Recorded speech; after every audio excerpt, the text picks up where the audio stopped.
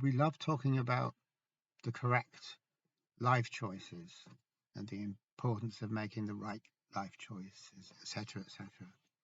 We're absolutely fixated on this idea. And similarly, in psychology, we frame things in such a way that our mental well-being is the result of us making the correct choice and not the wrong choice. But we can say two things about this trend of ours to put everything on choice. And one is to say that by doing this, we put a huge amount of responsibility on ourselves, responsibility that doesn't actually belong with ourselves, contrary to what we like to think. And number two, there's absolutely no way that we can improve or maybe free ourselves from an unhappy mind state by making choices. That is the biggest impossibility there ever was. It's a sort of impossibility that we just need to understand very thoroughly and then just forget about the whole idea that somehow our choices can lead us in the direction of improved sense of mental well-being or mental health. It's got nothing to do with choices. The reason we are so sure that it has is because we, in this current era, we overvalue rationality. We make rationality into God. We think it can do things that it can't. We ask too much of it, which is really because we're lazy. We hope to get the machine to do everything for us. So we overvalue rationality, just as Jung said 60 years ago or so. And that means we overvalue this thing about making choices. We think everything hangs on it because we think everything hangs on rationality. Choices equals rationality or the thinking mind. So this is the most unhealthy and unhelpful way to look at things. It cripples us.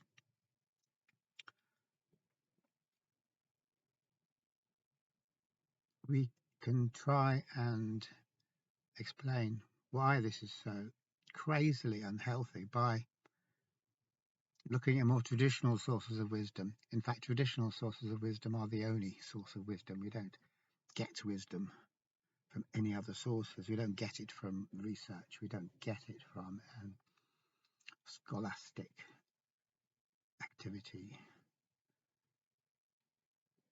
All that does is just provide us with loads and loads and loads of quantitative data, so that such a mountain of quantitative data that we'll drown in it. It doesn't even give us the tiniest bit of wisdom. So we can look at the very well-known verse in which Jesus says, only if you become as little children will you enter the kingdom of heaven. This is a very, very simple little saying, which isn't to say that it hasn't been completely misunderstood and engendered all sorts of pointless, irrelevant waffle over the centuries. It is a lot simpler than we might infer. It doesn't mean anything fancy. It just means, or Jesus just means, unless you become spontaneous again, as we were when we were children, we cannot leave the misery that we have created with our deluded way of living life, our overcomplicated way of living life, our artificial adult way of living life. So without realizing it, we turn away from the gates of heaven, using that in a metaphorical way rather than to imply there's an actual place called heaven that's up in the sky or somewhere, which is that is a concrete thought. That's a thinking process making everything concrete. The poor old thinking process is no good at the metaphorical. It has to translate everything into really dumb, solid, clunky kind of categorical statements of one sort or another. Solid kind of definite statements. This is this, a dog is a dog, a cat is a cat. That kind of statement. No, there's no metaphor in that at all. So as children, we turn our backs on the gates of heaven without realizing we do so, because we're so excited to become grown-ups. So we move into the grown-up world, not realizing that it's a trap, as the internet meme says. It's a trap, go back. It's a trap, but we don't know, because once we're in it, we don't know we're trapped, because we think there's a way out, and we think the way out is through making the right choices, the intelligent choices, the good choices rather than the bad choices. We're sold on the idea that it's all down to our choices, which implicitly means that we are totally convinced that our way of looking at the world is the right way, and that the answer must be in it somewhere. So if we put our understanding of the world, our map of the world, into practice, that should get us out of here. So what we aren't seeing is that there is no chance of freedom. There is no chance of anything in our map, because it isn't right. It's just a map. If we are to be free, then the only way to do this is by dropping the map, not finding where freedom is on the map, because we're actually looking for freedom, whether we know it or not, freedom from the map. We're looking for freedom from our models and theories and our way of looking at the world. We're looking for freedom from our head, which is a small and dusty, squalid little prison cell. That's our head. Nothing we do in there will avail. Nothing we do in there is going to magically transport us anywhere. There's no answers in the map.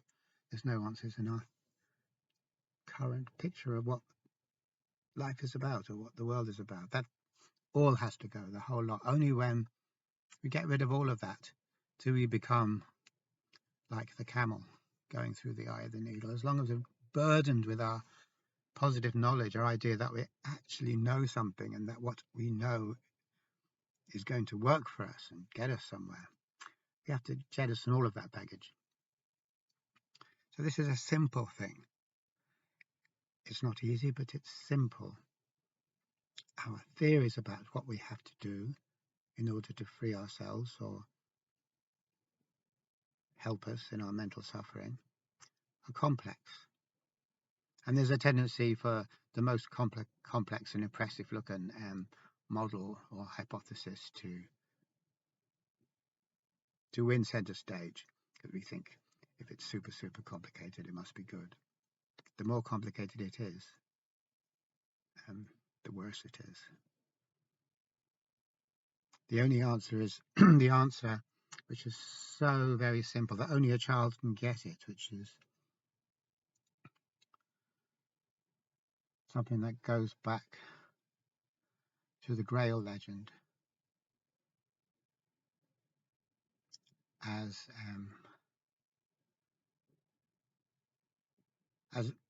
the neo-Jungian Johnson says.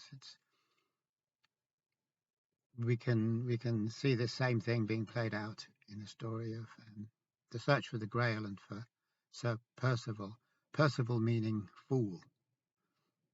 So Sir Percival, he's the one who has the best chance of seeing the Grail because he is a fool. In other words, he's not an adult. He can ask a question that a child can answer, and that a child can ask, and that an adult can't, because adults are too. As adults, we're too sophisticated.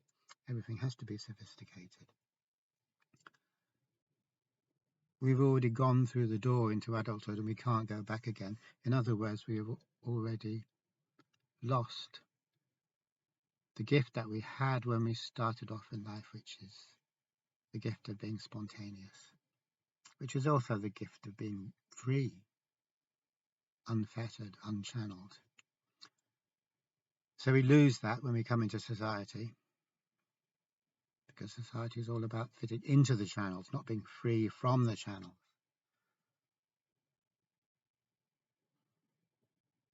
So in the story of the Grail, we can see that this principle is acknowledged. The greatest thing that could possibly be attained, the thing everyone's looking for, which is the Grail, which is a metaphor, it's not a container. Well, it could be a container, but it's really a metaphor. Can only be glimpsed by someone who is not acting out of directed or purposeful mode, someone who is not thinking. So the answer is very simple, because when you get rid of all the thinking, you're just there, and there's no thinking, and whatever happens is what happens. There's no rule. There are no rules in spontaneity. There's no rules to being a child. There are rules to being an adult. So out of this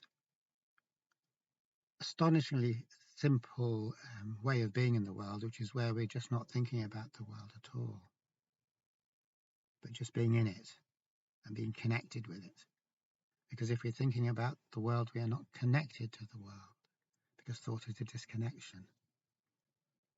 When I'm thinking about the world or thinking about anything myself, I'm connected to my ideas about the world.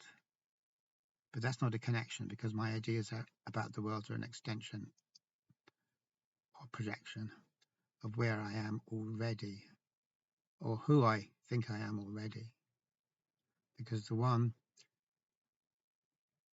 who is thinking about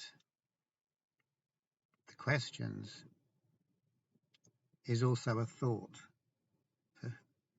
We perceive when we're thinking about being in the world, rather than just being totally spontaneous, then who we are is a thought, because everything is a thought. We pass through the door from being unknown to ourselves. Now we're known to ourselves, and all of our actions are known, and we choose between these various possible actions. We call that choosing.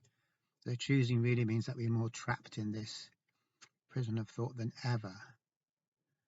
And because we keep on thinking, in fact, not just thinking, we're totally convinced we can get out of the prison of thought by making the right choice. That obsession will keep us busy, it'll keep us tied up forever, and we won't ever see the simple truth, the liberating truth, which is thought can never free us from thought. And what's needed is not some sort of complicated thought-guided or thought-created intervention or methodology, but what is needed is to let go of thought, to step away from it, have nothing to do with it. When we see that it has no value, it'll fall away naturally. We don't have to push thought away. If I try to push thought away or shut it down, that's merely because I've had the thought that thought is bad. So then I act on this thought and try and control it in accordance with this thought, which is thought. So that's the typical loop of logic, the typical self-defeating circle that we're always in. So if we resist anything at all, even if we resist our own resistance, we're buying into thought, because in order to resist, we have to have an idea of what is good and what is bad, what is right and what is wrong, what is helpful and not helpful. And then based on this idea, we resist the outcome that we have said is not good. So resistance always comes out of thought, and if there is resistance, there's always thought there. So resistance isn't how we drop thought, because resistance is how we get stuck to thought, or we get thought to be stuck to us. It's sticky, sticky, sticky. Resistance is the stickiest thing in the universe.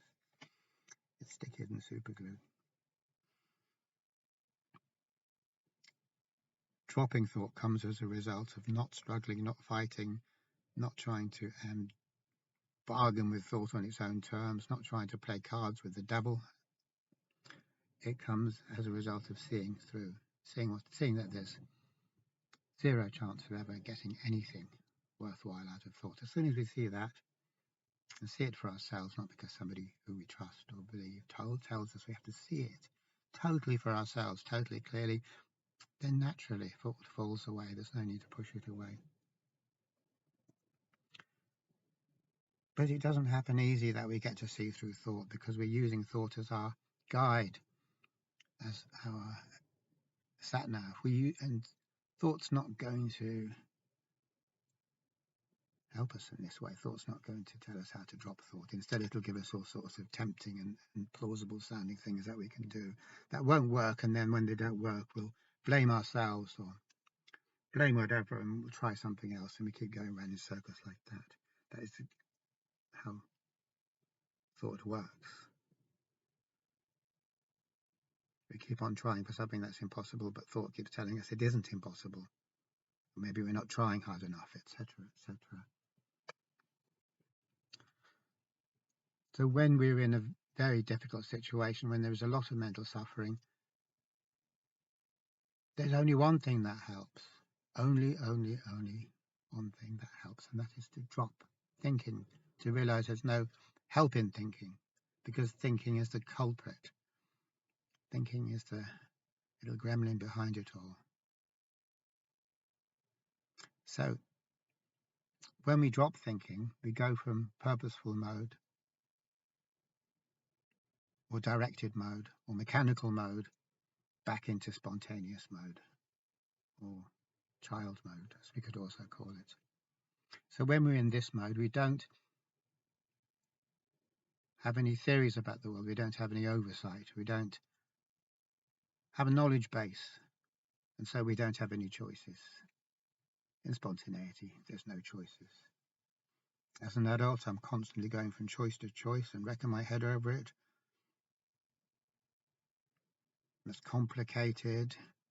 It doesn't ever get me anywhere, because I never escape from my own thinking, from my own choices, get trapped by my own choices, no matter what choice it is, because all choices are equally entrapping, equally limiting.